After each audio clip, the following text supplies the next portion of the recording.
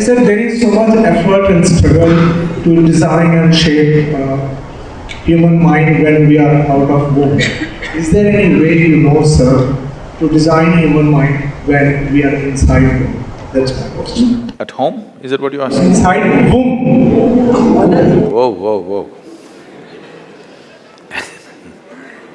Who is pregnant?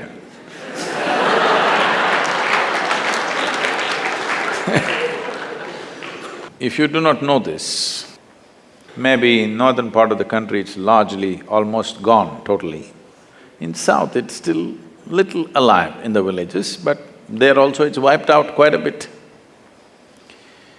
If you do not know this, from preconception to conception to various stages of pregnancy and delivery, and as long as the mother is feeding the child, there's an entire established process in this country as to how a woman should eat, what she should do, what kind of people she should interact with, what kind of form she should look at, what kind of form she should not look at, what kind of sound she should hear, what kind of sound she should not hear.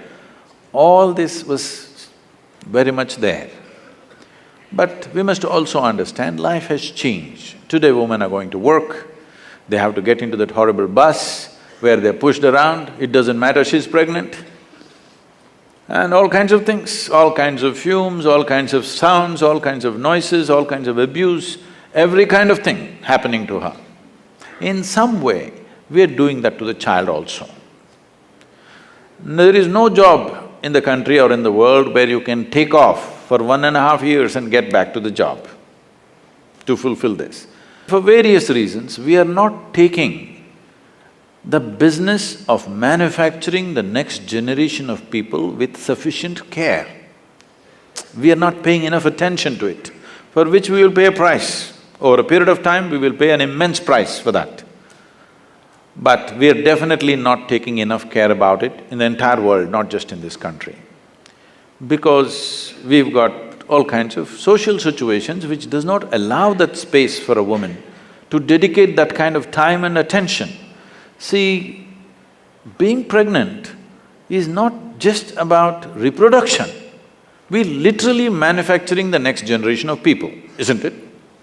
Is it not important, of all the products that you produce on this planet, is it not most important that we produce wonderful human beings for the future generation? Is it not the most important thing? But we have created a social situation and an economic situation where there is no such possibility to take care of these things. To whatever extent individual women or individual families can take care of it, they can take care of it, but for the larger society it's out of question because things have changed, you can't turn it back just like that. The intelligence of the body is such, if you already do not know this, if a woman delivers a male child, the quality of the milk that she produces is in a certain way. If she delivers a female child, the quality of the milk is totally different. If she delivers twins, one male and one female, one breast will ooze certain type of milk, another breast will ooze another kind of milk. This is the level of intelligence invested in this body. We have to treat it with that much care. This is not some crude machinery. This is the finest piece of technology on the planet, isn't it? Yes or no? This is the finest thing. In the entire evolutionary scale, these millions of years of work that nature did to produce this, but in our desperation for economic well-being, I think we are not paying the kind of attention that this needs, the kind of care that this needs so that this can function at the highest level and can also produce human beings for the future who are of a certain kind. So how to develop the brain when they're in the womb?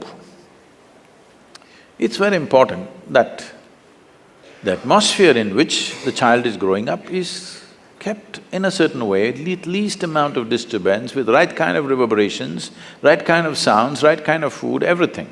Today, they're barely nourished, the pregnant woman in most part of the country, they're barely nourished. Where is the question of right kind of vibrations, right kind of atmospheres? One thing we can do for this is, every home if possible, every working place, we can have a consecrated space.